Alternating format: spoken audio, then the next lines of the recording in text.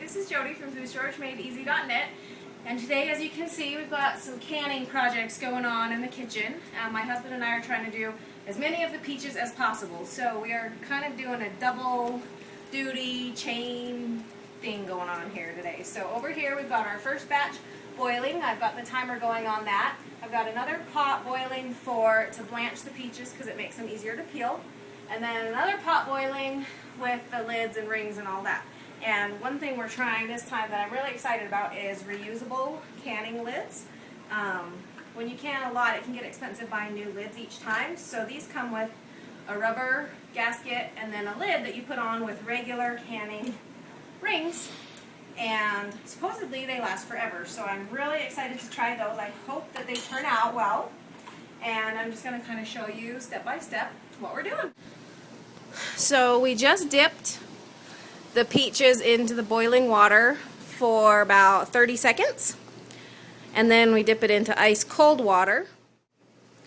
Okay, so now you can see how easy they peel. The skins just slide right off. So while my husband does the peely, then I start cutting up the peaches to put in the jars.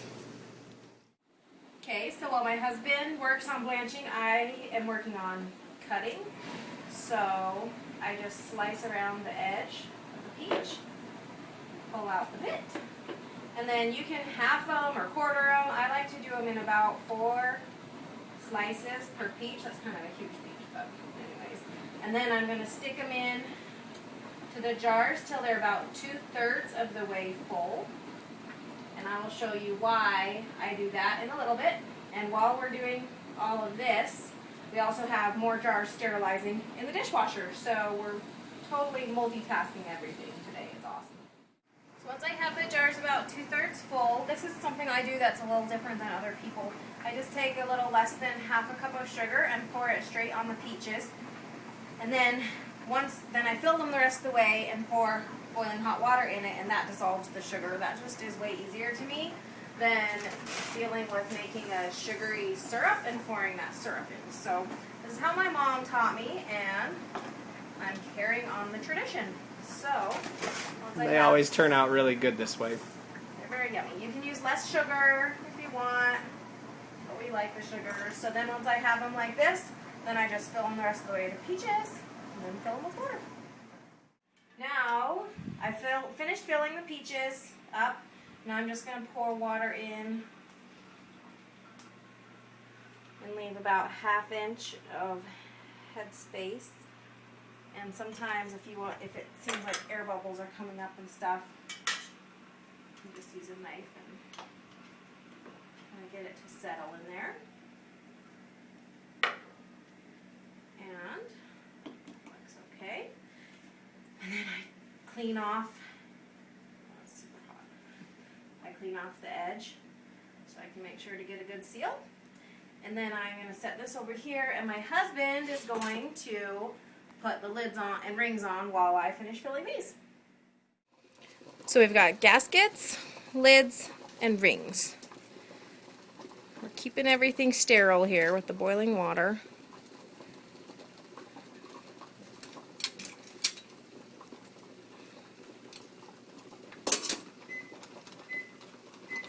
And with these reusable canning lids, you screw it on tight all the way.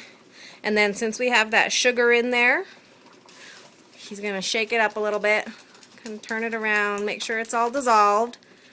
That looks good. And then with the reusable canning lids, you have to unscrew it about 1/4 of an inch. Did you already do that? Yeah. Okay, I didn't notice.